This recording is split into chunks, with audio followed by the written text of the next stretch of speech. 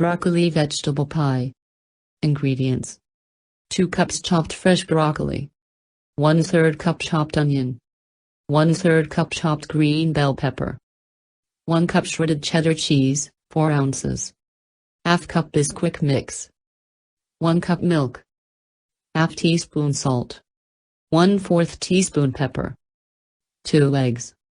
Directions: heat oven to 400 degrees Fahrenheit. Grease 9-inch pie plate.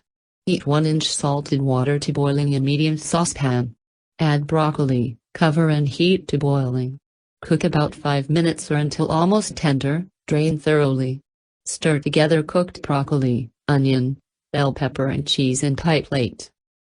Stir remaining ingredients until blended. Pour into pie plate.